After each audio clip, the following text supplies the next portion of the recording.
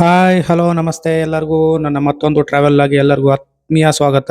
ಈಗ ಟ್ರಾವೆಲ್ ಮಾಡ್ತಾ ಇರ್ತಕ್ಕಂಥದ್ದು ಒಂದು ಪುಣ್ಯಕ್ಷೇತ್ರಕ್ಕೆ. ಸೊ ಪುಣ್ಯಕ್ಷೇತ್ರ ಯಾವುದು ಅಂತ ನಿಮ್ ತಂಬ್ಲೈ ನೋಡ್ರಿ ಗೊತ್ತಾಗಿರುತ್ತೆ. ಈ ಪುಣ್ಯಕ್ಷೇತ್ರಕ್ಕೆ ನಾವು ಟ್ರೈನ್ ಜರ್ನಿಯನ್ನ ಮಾಡಿದಂಥದ್ದು. ಟ್ರೈನ್ ಜರ್ನಿ ಉತ್ತಮನ ಬಸ್ ಜರ್ನಿ ಉತ್ತಮನ ನಾನು ಡೀಟೇಲ್ ಆಗಿ ಈ ಒಂದು ವಿಡಿಯೋದಲ್ಲಿ ಸಂಪೂರ್ಣ ಮಾಹಿತಿಯನ್ನು ಕೊಡ್ತೀನಿ. ಯಾವ್ದ್ರಲ್ಲಿ ಹೋಗಿ ಬೇಗ ಬರಬಹುದು, ಯಾವುದು ಉತ್ತಮ, ಹೇಗೆ ಪ್ರಯಾಣ ಮಾಡಬಹುದು, ಹೇಗೆ ಬೇಗ ಆ ಒಂದು ದೇವರ ದರ್ಶನವನ್ನು ಮಾಡಬಹುದು ಅಂತಕ್ಕಂಥದ್ದೆಲ್ಲವನ್ನ ವಿಡಿಯೋದಲ್ಲಿ ಸಂಪೂರ್ಣ ಮಾಹಿತಿಯನ್ನು ಕೊಡ್ತಾ ಇದ್ದೀನಿ. ವಿಡಿಯೋವನ್ನು ಎಲ್ಲ ಸ್ಕಿಪ್ ಮಾಡ್ದಂಗೆ ನೋಡಿ.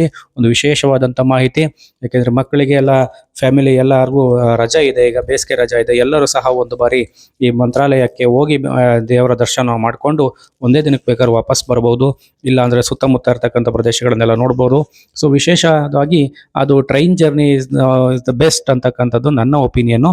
ಸೊ ಅದು ಹೇಗೆ ಹೋಗೋದು, ಎಲ್ಲಿಂದ ಹೋಗೋದು ಅಂತಕ್ಕಂಥ ಸಂಪೂರ್ಣ ಮಾಹಿತಿಯನ್ನು ನಾನು ಕೊಡ್ತಾ ಇರೋದು. ಸೊ ನಾವು ಹೊರಟಿರ್ತಕ್ಕಂಥದ್ದು ತುಮಕೂರಿನಿಂದ. ನೀವು ಎಲ್ಲಿ ಬೇಕಾದ್ರೂ ನಿಮ್ಗೆ ಕನ್ವೀನಿಯಂಟ್ ಎಲ್ಲಿದೆಯಾ ಅಲ್ಲಿಂದ ಟ್ರೈನ್ ಇದೆಯಾ ಇಲ್ವಾ ಅಂತ ಚೆಕ್ ಮಾಡ್ಕೊಳ್ಳಿ. ಸೊ ನಾವು ಹೊರಟಿರ್ತಕ್ಕಂಥದ್ದು ತುಮಕೂರಿಂದ ಮಂತ್ರಾಲಯಕ್ಕೆ ಹೋಗ್ತಕ್ಕಂಥದ್ದು ಹೇಗೆ, ತುಮಕೂರು ಟು ಬೆಂಗಳೂರು, ಬೆಂಗಳೂರು ಟು ಮಂತ್ರಾಲಯ ಹೋಗ್ತಕ್ಕಂಥದ್ದು ಹೇಗೆ ಅಂತಕ್ಕಂಥ ಒಂದು ಸಂಪೂರ್ಣ ಮಾಹಿತಿಯನ್ನು ನಾನು ಕೊಡ್ತಾ ಇದ್ದೀನಿ. ಸೊ ನೋಡಿ, ಇದು ಟ್ರೈನ್ ನಲ್ಲಿ ಮಂತ್ರಾಲಯಕ್ಕೆ ಹೋಗ್ಬೇಕು ಅಂದ್ರೆ ಮಿನಿಮಮ್ ಒಂದು ತಿಂಗಳು ಮುಂಚೆ ನೀವು ಟ್ರೈನ್ ಟಿಕೆಟ್ ಅನ್ನು ಬುಕ್ ಮಾಡಬೇಕು. ಅದು ರೈಲ್ವೆ ಸ್ಟೇಷನ್ ಅಲ್ಲಿ ಆಗ್ಬಹುದು, ನಿಮ್ಮ ಮೊಬೈಲ್ ಅಪ್ಲಿಕೇಶನ್ ಅಲ್ಲಿ ಆಗ್ಬಹುದು. ಒಂದು ತಿಂಗಳು ಮುಂಚೆ ಬುಕ್ ಮಾಡಿದ್ರೆ ಮಾತ್ರ ನಿಮಗೆ ಸೀಟ್ಗಳು ಸಿಗ್ತಕ್ಕಂಥದ್ದು, ರಿಸರ್ವೇಶನ್. ಸೊ ನಾವು ಸಹ ಒಂದು ತಿಂಗಳು ಮುಂಚೆ ಬುಕ್ ಮಾಡಿ ಇವತ್ತು ರಾತ್ರಿ ನಾವು ಹೊರಟಿರ್ತಕ್ಕಂಥದ್ದು. ನೈಟ್ ಹೊರಡ್ತೀವಿ, ಬೆಳಿಗ್ಗೆ ಅಲ್ಲಿಗೆ ರೀಚ್ ಆಗಂಗೆ ನಾವು ಪ್ಲಾನ್ ಮಾಡಿದ್ದಂಥದ್ದು. ನೋಡಿ, ನಾವು ತುಮಕೂರು ಟು ಬೆಂಗಳೂರಿಗೆ ಗಾಡಿಯನ್ನು ಬೇರೆ ಬೇರೆ ಟ್ರೈನ್ ಇರ್ತಾವೆ, ಅದನ್ನ ನಡ್ಕೊಂಡು ಬೆಂಗಳೂರಿಗೆ ರೈಲ್ವೆ ನಿಲ್ದಾಣಕ್ಕೆ ನಾವು ಬಂದಂಥದ್ದು. ನೋಡಿ, ಬೆಂಗಳೂರಿನಲ್ಲಿ 8:30ಗೆ ನಮಗೆ ಆ ಒಂದು ರೈಲ್ ಇದೆ. ಇಲ್ಲಿಗೆ ಹೋಗ್ತಕ್ಕಂಥದ್ದು ಇದು ಮಂತ್ರಾಲಯಕ್ಕೆ ಹೋಗುವಂತಹ ಒಂದು ಟ್ರೈನ್. ನೋಡಿ, ಇಲ್ಲಿ ಬರ್ತಾ ಇದೆ ನೋಡಿ, ಇದೆ ಮಂತ್ರಾಲಯಕ್ಕೆ ಹೋಗುವಂತ ಟ್ರೈನು. ತುಮಕೂರು ಟು ಮಂತ್ರಾಲಯ ಇಲ್ಲ, ಬಟ್ ಬೆಂಗಳೂರಿಂದ ಮಂತ್ರಾಲಯಕ್ಕೆ ಸಾಕಷ್ಟು ಗಾಡಿಗಳಿದಾವೆ, ಟ್ರೈನ್ಗಳಿದಾವೆ. ಸೊ ಅದರಿಂದ ನಾವು ಬೆಂಗಳೂರಿನಿಂದ ಮಂತ್ರಾಲಯಕ್ಕೆ ಬುಕಿಂಗ್ ಮಾಡಿದ್ದಂತ ಸಂದರ್ಭ. ನೋಡಿ, ಇಲ್ಲಿ ಬರ್ತಾ ಇದೆ ನೋಡಿ, ಸೊಲ್ಲಾಪುರ ಎಕ್ಸ್ಪ್ರೆಸ್. ಸೊ ಇದು ಪ್ರತಿದಿನ ಓಡಾಡುತ್ತೆ, ಪ್ರತಿದಿನ ಓಡಾಡುವಂತವು ಇದಾವೆ. ನೋಡಿ, ಇಲ್ಲಿ ಸೊಲ್ಲಾಪುರ ಟು ಹಾಸನ್ ಎಕ್ಸ್ಪ್ರೆಸ್. ನೋಡಿ, ಇದು ಹಾಸನ್ನಿಂದ ಬಂದಿರತಕ್ಕಂಥದ್ದು ಸೊಲ್ಲಾಪುರ ಎಕ್ಸ್ಪ್ರೆಸ್. ಇದು ಫಾಸ್ಟ್ ಎಕ್ಸ್ಪ್ರೆಸ್ ಗಾಡಿ, ಎಲ್ಲೂ ನಿಲ್ಸೋದಿಲ್ಲ. ಮಧ್ಯ ಒಂದನ 5-6 ಸ್ಟೇಷನ್ ಬಿಟ್ರೆ ಇನ್ನೆಲ್ಲೂ ನಿಲ್ಸೋದಿಲ್ಲ. ಬುಕ್ಕಿಂಗ್ ಮಾಡ್ಕೊಂಡು ಹೋಗಿ, ದಯವಿಟ್ಟು ಹೇಳ್ತಾ ಇದ್ದೀನಿ ನೋಡಿ. ಟಿಕೆಟ್ ಇಲ್ದಂಗೆ ಹೋದ್ರೆ ಮಾತ್ರ ತುಂಬಾ ತೊಂದರೆ ಅನುಭವಿಸ್ತೀರಾ. ಬುಕ್ಕಿಂಗ್ ಮಾಡ್ಕೊಂಡು ಹೋಗಿ. ನೋಡಿ ಎಷ್ಟು ರಶ್ ಇದೆ ಅಂತಕ್ಕಂಥದ್ದು. ಇದು ಸ್ಲೀಪರ್ ಕೋಚ್ ಇದು, ಬಟ್ ಆದರೆ ಇದು ಸ್ಲೀಪರ್ ಅಥವಾ ಜನರಲ್ ಅನ್ನಿಸ್ಬಿಡ್ತು ನಮಗೆ. ಒಂದಿಷ್ಟು ಜನಗಳೆಲ್ಲ ಇಬ್ಬಂದಿ ಪಟ್ಟಿದ್ದಂಥದ್ದು ಕಷ್ಟ. ನೋಡಿ ಹೆಂಗೆ ಅಲ್ಲಿ ಒಂದೇ ಒಂದು ಬಾರಿ ಚೆಕಿಂಗ್ ಬಂದು ಬಿಟ್ರೆ ಯಾರನ್ನು ಎಬ್ರಿಸೋದಕ್ಕೂ ಆಗಲ್ಲ, ಕೇಳೋದಕ್ಕೂ ಆಗಲ್ಲ, ಅಷ್ಟು ಜನ ತುಂಬಿಬಿಟ್ಟಿದ್ದಂಥ ಸನ್ನಿವೇಶ. ಅದಕ್ಕೆ ಬುಕ್ಕಿಂಗ್ ಮಾಡ್ಕೊಂಡು ಹೋಗಿ. ಆದಷ್ಟು ನಿಮಗೆ ಮೇಘಲ ಸೀಟ್ ಇರ್ತಾವಲ್ಲ ಅದರನ್ನು ಬುಕ್ಕಿಂಗ್ ಮಾಡ್ಕೊಂಡು ಹೋದ್ರೆ ಬೆಸ್ಟ್. ಹೋಗುವಂಥ ಸಂದರ್ಭದಲ್ಲಿ ನಿಮ್ಗೆ ಏನಾದರೂ ತಿಂಡಿಗಳು ಬೇಕು ಅಂದರೆ ತಿಂಡಿಗಳನ್ನ ಪಾರ್ಸಲ್ ತೊಗೊಂಡೋಗಿ. ರೈಲ್ವೆ ತಿಂಡಿಗಳು ಅಷ್ಟೊಂದು ಚೆನ್ನಾಗಿರೋದಿಲ್ಲ. ನಾವು ಸಹ ಏನು ಮಾಡಿದ್ವಿ, ಚಪಾತಿಯನ್ನು ಪಾರ್ಸಲ್ ಮಾಡ್ಕೊಂಡು ತಗೊಂಡೋಗಿ, ಚಪಾತಿ ಚಟ್ನಿ ಪುಡಿಯನ್ನು ತೊಗೊಂಡೋಗಿ ಸಿಂಪಲ್ ಬೆಳಗ್ಗೆ ತಲುಪ್ತೀವಿ ಅಲ್ಲಿಗೆ. ಸಿಂಪಲ್ ಬೆಳಿಗ್ಗೆ ಅಷ್ಟೊತ್ತಿಗೆ 5-6 ಗಂಟೆ ಅಷ್ಟೊತ್ತಿಗೆ ನಾವೇನು ಮಾಡ್ತೀವಿ, ಮಂತ್ರಾಲಯವನ್ನು ತಲುಪಿರ್ತೀವಿ. ಅದಕ್ಕೆ ನೋಡಿ, ಇದು ರಶ್ ನೋಡಿ. ನೋಡಿ, ಇಲ್ಲಿ ಬಾಗ್ಲಲ್ಲಿ ಕುಂತಿದ್ದಾರೆ, ಟಾಯ್ಲೆಟ್ ಹತ್ರ ಕುಂತಿದ್ದಾರೆ. ದಯವಿಟ್ಟು ಬುಕ್ಕಿಂಗ್ ಮಾಡ್ಕೊಂಡು ಹೋಗಿ, ನಿಮ್ಮ ಸೀಟನ್ನು ಮನೆಗೆ ಹೋಗ್ಬೋದು. ನೋಡಿ, ಇಲ್ಲಿ ಇದು ಜನರಲ್ ಬೋಗಿನ ಅಥವಾ ಬುಕ್ಕಿಂಗ್ ಬೋಗಿನ ನೋಡಿ ಹೆಂಗಿದೆ ನೋಡಿ. ಇಲ್ಲಿ ಸೀಟ್ ಅಡೆಗಿನಲ್ಲಿ, ಪಕ್ಕದಲ್ಲಿ, ವಾಶ್ರೂಮ್ ಹತ್ರ, ಬಾಗ್ಲಲ್ಲಿ ಎಲ್ಲ ಕುಂತ್ಬಿಟ್ಟಾರೆ. ಯಾರನ್ನು ಎಬ್ರಿಸೋದಕ್ಕಾಗಲ್ಲ. ಚೆಕಿಂಗ್ ಅಂತೂ ಬರಲೇ ಇಲ್ಲ. ಅದಕ್ಕೆ ಜನರಲ್ ಟಿಕೆಟ್ಗಂತೂ ಹೋಗೋದಕ್ಕೆ ಟ್ರೈ ಮಾಡಬೇಡಿ, ಬುಕ್ಕಿಂಗ್ ಮಾಡಿ. ನೋಡಿ, ಬಂದ್ವಿ ಮಂತ್ರಾಲಯಕ್ಕೆ. ಬೆಳಗ್ಗೆ 3:30ಗೆ ತಂದು ಬಿಟ್ರು. ಬೆಂಗಳೂರಲ್ಲಿ ಹೊರಟಂತ ಗಾಡಿ, ಬೆಂಗಳೂರಲ್ಲಿ 8:30ಗೆ ಹೊರಟಂತ ಗಾಡಿ 3:30 ಬೆಳಗಿನ ಜಾವ 3:30ಗೆ ತಂದ್ಬಿಟ್ರು. ಇಲ್ಲಿಂದ ಇದು ಮಂತ್ರಾಲಯ ರೋಡ್ ಅಂತಕ್ಕಂಥದ್ದು ಸ್ಟೇಷನ್ನು. ಇಲ್ಲಿಂದ 17 ಕಿಲೋಮೀಟರ್ ಇದೆ ಮಂತ್ರಾಲಯ. ಇಲ್ಲಿಂದ ಹೆಂಗ್ ಹೋಗೋದು ಅಂತ ಏನು ಭಯ ಪಡಬೇಡಿ, ಸಾಕಷ್ಟು ಆಟೋಗಳು ನಿಮ್ಗೆ ಕಾಯ್ತಾ ಇರ್ತವೆ. ಆ ಜನಗಳನ್ನ ಅವರೇ ಕರ್ಕೊಂಡು ಹತ್ತಿಸಿ ಕೂರಿಸ್ಕೊಂಡು ಕರ್ಕೊಂಡು ಹೋಗ್ತಾರೆ. 17 ಕಿಲೋಮೀಟರ್ ಇದೆ ಅಷ್ಟೇ. ಒಬ್ರಿಗೆ 50 ರೂಪಾಯಿ ಚಾರ್ಜ್ ಮಾಡ್ತಾರೆ. ಸಾಕಷ್ಟು ಆಟೋಗಳಿದಾವೆ ನೋಡಿ ಇಲ್ಲೆಲ್ಲ. ಇವೆಲ್ಲ ಪೇರ್ ಆಟೋಗಳು, ಸಿಂಗಲ್ ಅಲ್ಲ. ಎಲ್ಲ ಒಂದು 4ರಿಂದ 5ರಿಂದ 6 ಜನ, 7 ಜನ, 8 ಜನ ಹಿಂಗೆಲ್ಲ ತುಂಬ್ಕೊಂಡ್ಬಿಟ್ಟು ಅವ್ರೇನ್ ಮಾಡ್ತಾರೆ, ಹೋಗ್ತಾರೆ. ಒಬ್ರಿಗೆ 50 ರೂಪಾಯಿ ಚಾರ್ಜ್ ಮಾಡ್ಕೊಂಡು ಕರ್ಕೊಂಡು ಹೋಗ್ತಕ್ಕಂಥ ಆಟೋಗಳು ವೆಯ್ಟ್ ಮಾಡ್ತಾ ಇರ್ತಾರೆ ನಿಮ್ಗೋಸ್ಕರ. ಯಾವ ಆಟೋ ಬೇಕಾದ್ರೂ ನೀವು ಹತ್ಬೋದು, ಯಾವ ಆಟೋಕ್ಕೆ ಬೇಕಾದ್ರೂ ಹತ್ಬೋದು. ಒಬ್ರಿಗೆ 50 ರೂಪಾಯಿ ತಗೊಂಡೋಗಿ ಕರ್ಕೊಂಡು ಹೋಗ್ತಾರೆ, ಅಲ್ಲಿಗೆ ಬಿಡ್ತಾರೆ. ನೋಡಿ, ಹೊರಟ್ವಿ 50 ರೂಪಾಯಿ ಅಂತ ಮಾತಾಡ್ಕೊಂಡು ಒಂದು ಗಾಡಿಗೆ ಒಂದು 5-6 ಜನ ಹಾಕೊಂಡು ಹೊರಡ್ತಾರೆ. 17 ಕಿಲೋಮೀಟರ್ ಇದೆ. ಆಟೋದಲ್ಲಿ ನೀಟಾಗಿ ಕರ್ಕೊಂಡೋಗಿ ಮಂತ್ರಾಲಯ ದೇವಸ್ಥಾನದ ಮುಂಭಾಗದಲ್ಲಿ ಬಿಡ್ತಾರೆ. ನೋಡಿ, ಮುಂಭಾಗಕ್ಕೆ ತಗೊಂಬಂದ್ರು. ದೇವಸ್ಥಾನದ ಮುಂಭಾಗದ ಆರ್ಚ್ ಇದು, ಅಲ್ಲಿಗೆ ತಗೊಂಬಂದು ಏನ್ ಮಾಡಿದ್ರು, ನಮ್ಮನ್ನ ಇಳಿಸಿದಂತ ಸಂದರ್ಭ. ನೋಡಿ, ಇಲ್ಲಿ ಬಂದ್ವಿ ಸೀದಾ ಮಂತ್ರಾಲಯಕ್ಕೆ. ಅಲ್ಲಿ ಎಂಟ್ರೆನ್ಸ್ನಲ್ಲೇ ನಮ್ಮನ್ನು ಬಿಟ್ಟು ಆಟೋದವ್ರು ಹೋದ್ರು. ಸೊ ಅಲ್ಲಿಂದ ನಾವು ಮುಂದೆ ಹೋಗ್ಬೇಕು. ಮುಂದೆ ನಡ್ಕೊಂಡು ದೇವಸ್ಥಾನ ಹತ್ರಕ್ಕೆ ಬಂದಂಥ ಸನ್ನಿವೇಶ ನೋಡಿ, ಅಲ್ಲಿ ಕಾಣ್ತಾ ಇದೆ ಒಳಭಾಗದಲ್ಲಿ ದೇವಸ್ಥಾನ. ಅಲ್ಲಿ ಒಳಗೆ ಹೋಗ್ಬೇಕು. ಸೊ ನಾವೀಗ ಫ್ರೆಶ್ ಅಪ್ ಆಗಬೇಕು. ನಮ್ಗೆ ಅದೇ ಸಮಸ್ಯೆ, ನಾವು ರೂಮ್ ಮಾಡಿಲ್ಲ, ಏನಿಲ್ಲ. ಒನ್ ಡೇ ಪ್ಲಾನ್ ಇದು, ಒನ್ ಡೇ ಪ್ಲಾನ್ ಅಷ್ಟೇ. ರೂಮ್ ಇಲ್ಲ, ಏನಿಲ್ಲ, ರೂಮ್ ಬುಕಿಂಗ್ ಇಲ್ಲ, ಏನಿಲ್ಲ. ಒನ್ ಡೇ ಪ್ಲಾನ್ ಹೆಂಗೆ ಮಾಡ್ಬೋದು ಅಂದರೆ ಈ ಥರ ಮಾಡ್ಬೋದು ನೋಡಿ. ಸೊ ಇಲ್ಲಿ ಕೇವಲ ಸ್ನಾನ ಮಾಡೋದಕ್ಕೆ ಮತ್ತು ವಾಶ್ರೂಮ್ಗಳು ಉಪಯೋಗಿಸೋದಕ್ಕೆ ಅಂತಲೇ ಸಾಕಷ್ಟು ಮನೆಗಳರು ಅಲ್ಲೇ ಕ್ಯೂ ನಿಂತ್ಕೊಂಡು ನಿಮ್ಮನ್ನು ಕರಿತಾ ಇರ್ತಾರೆ, ಬನ್ನಿ ಬನ್ನಿ, ಕೇವಲ ಫ್ರೆಶ್ ಅಪ್ ಅಂತ. ಕೇವಲ ಒಬ್ರಿಗೆ 50 ರೂಪಾಯಿಂದ 100 ರೂಪಾಯಿ ಚಾರ್ಜ್ ಮಾಡ್ತಾರೆ ಅಷ್ಟೇ. 100 ರೂಪಾಯಿ ಚಾರ್ಜ್ ಮಾಡ್ತಾರೆ ನೋಡಿ. ನಾವು ಈ ಮನೆಗೆ ಹೋಗಿ, ಅವ್ರದ್ದೆಲ್ಲ ಮನೆ ಯಾವುದು ಲಾಡ್ಜ್ ಎಲ್ಲ ಏನೆಲ್ಲ ನೋಡಿ, ಅಲ್ಲಿ ನಂಬರ್ ಹಾಕಿದ್ದೀನಿ. ನಂಬರ್ ಬೇಕಾದ್ರೆ ಕಾಲ್ ಮಾಡ್ಕೊಂಡು ಇವ್ರ ಮನೆ ಹೋಗಿ, ತುಂಬ ತಮ್ಮ ಹೋಮ್ಲಿ ಫೀಲ್ ಕೊಡುತ್ತೆ. ಅವ್ರ ಮನೆ ಇದು, ಸ್ವತಃ ಅವ್ರ ಮನೆಯಲ್ಲಿ ಬಿಸಿನೀರು ಕಾಯಿಸ್ತಾರೆ ನೋಡಿ. ಇಲ್ಲಿ ಒಲೆನಲ್ಲಿ ಬಿಸಿನೀರು ಕಾಯಿಸಿ ಬಿಸಿ ನೀರು ಕೊಡ್ತಾರೆ ಸ್ನಾನಕ್ಕೆ. 100 ರೂಪಾಯಿ ಇಸ್ಕೊಂಡ್ರು ನಮ್ಮ ಹತ್ರ. 100 ರೂಪಾಯಿ ಅಥವಾ 50 ರೂಪಾಯಿನೂ ಇಸ್ಕೊಂತಾರೆ ಜನ, ಇಲ್ಲ ಅಂದರೆ ಡಿಮ್ಯಾಂಡ್ ಇದ್ದಾಗ 100 ರೂಪಾಯಿ ಮಾಡ್ತಾರೆ. ಸಪ್ರೇಟ್ ರೂಮ್ಗಳು ಕೊಡ್ತಾರೆ ಅವರೇ ಮನೆಯವರು. ಇದೊಂದು ಅವರು ಬಿಸ್ನೆಸ್ ಮಾಡ್ಕೊಂಡ್ಬಿಟ್ಟಿದಾರಲ್ಲ. ಎಲ್ಲರ ಮನೆ ಮುಂದಲ್ಲೂ ಒಲೆ ಹಚ್ಕೊಂಡು ನೀರು ಕಾಸ್ತಾ ಇರ್ತಾರೆ ನೋಡಿ. ಅಲ್ಲಿ ನೀರು ಕಾಸ್ತಾ ಇರಲ್ಲ, ತಪ್ಪಲೆಗೆ ನೀರು ಕಾಸಿ ಬಿಸಿ ನೀರು, ಬಕೆಟಲ್ಲಿ ಬಿಸಿ ನೀರು ಕೊಡ್ತಾರೆ. 2 ಬಕೆಟ್ ನೀರು ಕೊಡ್ತಾರೆ. ನಿಧಾನಕ್ಕೆ ಆರಾಮಾಗಿ ಸ್ನಾನ ಮಾಡ್ಕೊಂಡು ನಾವು ಬಟ್ಟೆ ಬದಲಾಯಿಸ್ಕೊಂಡು, ನಿಮಗೆ ಲಗೇಜ್ ಬೇಕಾದರೂ ಅಲ್ಲೇ ಇಡ್ಬೋದು. ನೀವೇನೋ ಸೋಪು, ಶಾಂಪು, ಪಂಜೆ, ವಸ್ತ್ರ ಏನಾನ ತಗೊಂಡೋಗಿಲ್ಲ ಅಂದರೆ ಎಲ್ಲದೂ ಅಲ್ಲೇ ಸಿಗುತ್ತೆ. ಏನು ಯೋಚನೆ ಮಾಡಬೇಡಿ. ಆರಾಮಾಗಿ ಕೈ ಅಲ್ಲಾಡಿಸ್ಕೊಂಡು ಬರ್ಬೋದು ಆರಾಮಾಗಿ. ನೋಡಿ, ಎಲ್ಲ ನೀರು ಕಾಯಿಸ್ತಾ ಇದ್ದಾರೆ. ಎಲ್ಲರ ಮನೆಗೂ ಇದೇ ಒಂದು ಬಿಸ್ನೆಸ್ ಮಾಡ್ಕೊಂಡ್ಬಿಟ್ಟಾರ ಅವರು. ಒಬ್ರಿಗೆ 100 ರೂಪಾಯಿ ಹಂಗೆ. ಕೇವಲ ಫ್ರೆಶ್ ಅಪ್ ಅಷ್ಟೇ. ಅದು ಹೋಗೋದು, ಸ್ನಾನ ಮಾಡೋದು, ವಾಪಸ್ ಬರೋದಷ್ಟೇ. ನೋಡಿ ಇಲ್ಲೆಲ್ಲ ನಿನ್ನ ದೇವಸ್ಥಾನ ನೋಡಿ, fresh up and hot water, pay and use ಅಂತಕ್ಕಂಥ ಅದು ಬೋರ್ಡ್ ಹಾಕಿದ್ದಾರೆ. ಪೇ ಮಾಡೋದು, ಯೂಸ್ ಮಾಡೋದು, ಬರೋದಷ್ಟೇ. ಸೊ ಇಲ್ಲಿ ಯಾಕೆಂದ್ರೆ ನದಿನೂ ಇದೆ. ನದಿ ಅಷ್ಟೊತ್ತಿಗೆ ಅಲ್ಲಿ ಹೋಗೋಕೆ ಆಗೋದಿಲ್ಲ. ಜೊತೆಗೆ ನದಿ ನೀರು ಈಗ ಬೇಸಿಗೆನಲ್ಲಂತೂ ಇರೋದಿಲ್ಲ. ಆದ್ರಿಂದ ಅಲ್ಲಿಗೆ ಹೋಗೋದು ಕಷ್ಟ ಆಗುತ್ತೆ. ಅದರಿಂದ ಈ ರೀತಿಯಾಗಿ ಸಿಂಪಲ್ ಆಗಿ ಫ್ರೆಶ್ ಅಪ್ ಆಗ್ಬೋದು. ಇನ್ನು ರೂಮು, ಲಾಡ್ಜ್ ಎಲ್ಲ ಮಾಡಿದಂಥದ್ದು ಅದು ಅವ್ರ ಇಷ್ಟ. ಸ್ವಲ್ಪ ಕಾಸ್ಟ್ಲಿ ಇರ್ತವೆ, 1,500 2,000 ಎಲ್ಲ ಹೇಳ್ತಾ ಇದ್ರು. ನಾವೇ ರೂಮ್ ಗಿಮ್ ಎಲ್ಲ ಮಾಡಕ್ ಹೋಗ್ಲಿಲ್ಲ. ಹಂಗಾದ್ರೆ ಲಗೇಜ್ ಏನ್ ಮಾಡೋದೀಗ? ಬ್ಯಾಗ್ ಅಂತೂ ತಗೊಂಡೋಗಿರ್ತೀವಿ. ಲಗೇಜ್ ಇಡೋದಕ್ಕೆ ಒಂದು ಐಡಿಯಾ ಹೇಳ್ತೀನಿ ನೋಡಿ. ಲಗೇಜ್ ಇಡೋದಕ್ಕೆ ದೇವಸ್ಥಾನದ ವತಿಯಿಂದ ಲಾಕರ್ಸ್ ಇದಾವೆ. ಗಂಟೆಗೆ ಇಷ್ಟು ಅಂತ ಲಾಕರ್ಸ್ ಇದಾವೆ. ಗೊತ್ತಾಗ್ತಾ ಇದೆ, ಗಂಟೆಗೆ ಇಷ್ಟು ಅಂತ ಲಾಕರ್ಸ್ ಇದಾವೆ. ಆ ಲಾಕರ್ಗಳನ್ನ ಅವ್ರು ಓಪನ್ ಮಾಡಿಕೊಡ್ತಾರೆ. ಅದರೊಳಗಡೆ ಇಟ್ಟು ಲಾಕ್ ಮಾಡಿ ಒಂದು ಪಾಸ್ವರ್ಡ್ ಕೊಡ್ತಾರೆ. ಆ ಪಾಸ್ವರ್ಡ್ ಅನ್ನು ನೆನ್ಪಿಟ್ಕೊಂಡು ನೀವು ಮತ್ತೆ ಬಂದು ಆ ಪಾಸ್ವರ್ಡ್ ಹೇಳಿದ್ರೆ ಮಾತ್ರ ಅದು ಓಪನ್ ಆಗುತ್ತೆ. ಇಲ್ಲಿ ಯಾರು ಏನು ಹೊತ್ಕೊಂಡು ಹೋಗಕ್ಕೆ ಸಾಧ್ಯ ಇಲ್ಲ ನೋಡಿ. ಬ್ಯಾಗೇಜ್ಗಳು, ಲಾಕರ್ಗಳಿವೆಲ್ಲ ದೇವಸ್ಥಾನದ ವತಿಯಿಂದ ಮಾಡಿದಂಥ, ಟಿಕೆಟ್ ಬುಕಿಂಗ್ ಮಾಡಿದಂಥ ಲಾಕರ್ಗಳಿವೆಲ್ಲ.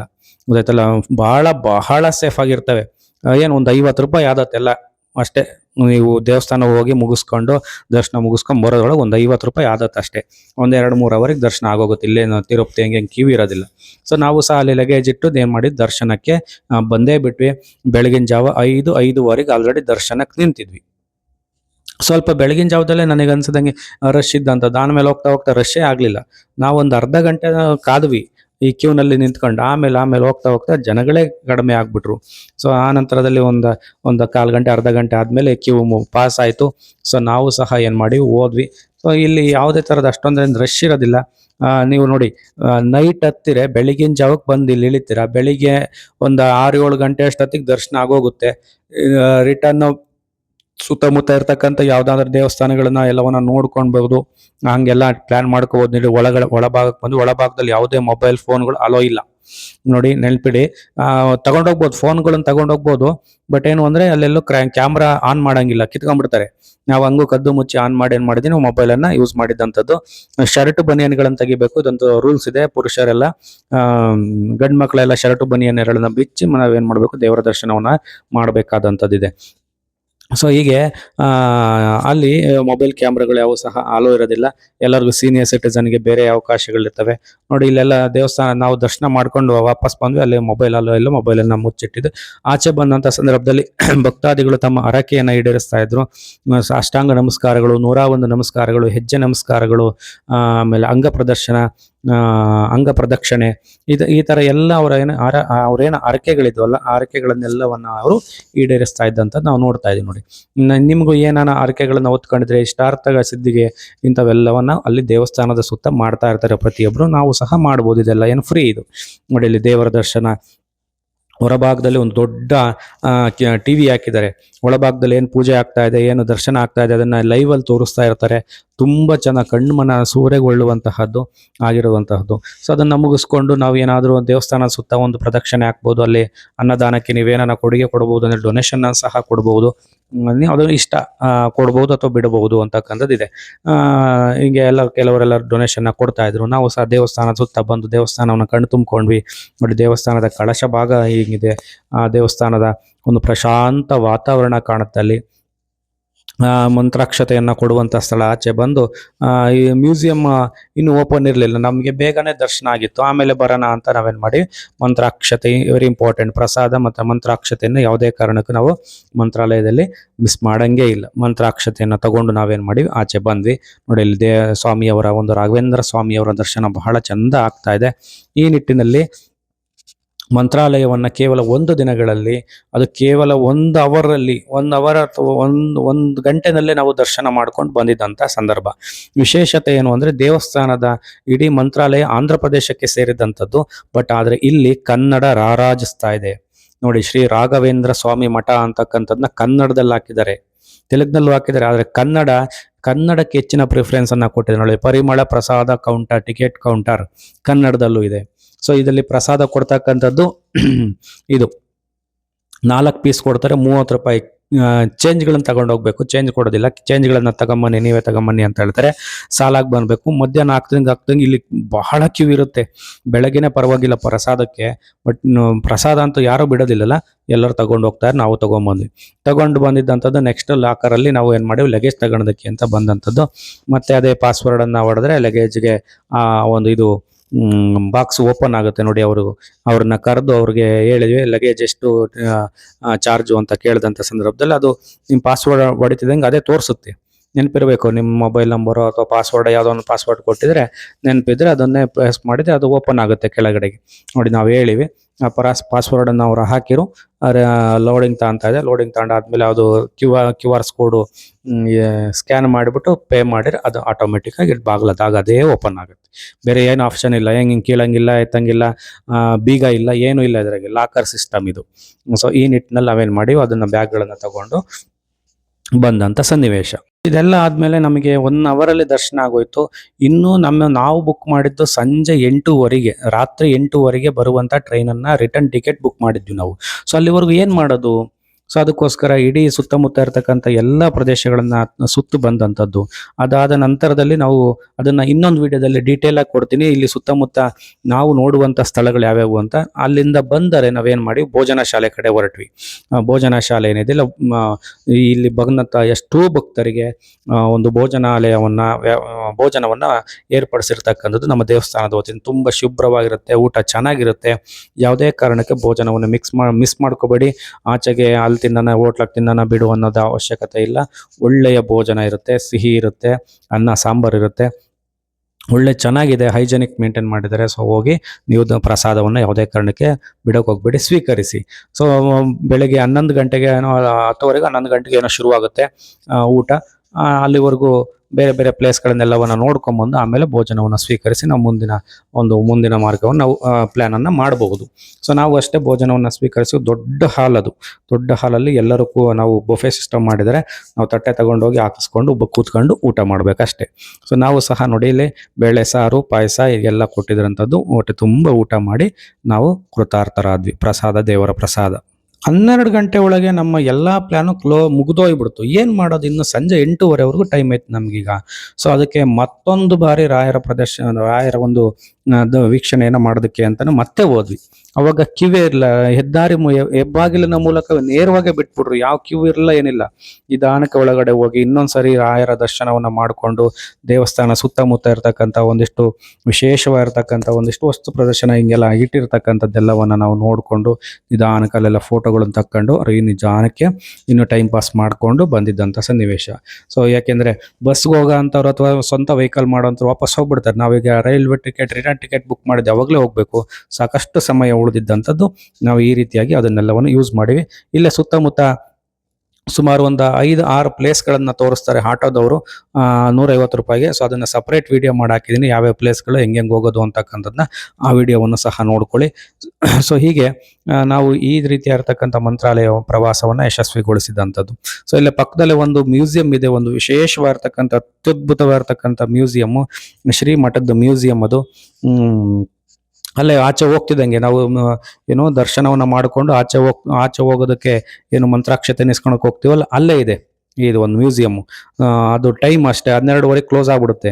ನೀವೇನ್ ಮಾಡ್ಬೋದು, ಅದು ಅಷ್ಟೊಳಗಡೆ ಹೋಗಿ ನೋಡ್ಬೋದು. ಇನ್ನು ಒಳಗಡೆಗೆ ಪೂಜಾ ಸಾಮಗ್ರಿಗಳು, ನಿಮಗೆ ಏನಾರ ನಾಮ ಕುಂಕುಮ ಪ್ರಸಾದ ಏನಾರ ಬೇಕು ಅಂದ್ರೆ ಊದುಗಡ್ಡಿ ಎಲ್ಲದೂ ಒಳಗಡೆನೆ ಒಂದು ಅಂಗಡಿ ಇದೆ, ಎಲ್ಲ ಸಿಗುತ್ತೆ. ಆಚೆ ಸಿಗುತ್ತೆ, ಸಾಕಷ್ಟು ಶಾಪಿಂಗ್ಗಳಿಗೆ ಅವಕಾಶ ಇದೆ.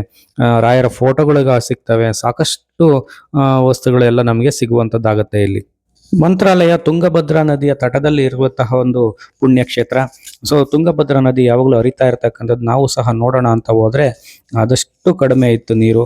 ಸೊ ಅದರಲ್ಲೂ ಕೆಲವರೆಲ್ಲ ತೀರ್ಥ ಸ್ನಾನವನ್ನೆಲ್ಲವನ್ನ ಮಾಡ್ತಾ ಇದ್ದಂತ, ತುಂಬಾ ದೂರ ಇತ್ತು ನೀರು, ನಾವು ಹೋಗೋದಕ್ಕೆ ಹೋಗ್ಲಿಲ್ಲ, ಬಿಸಿಲು ಬೇರೆ.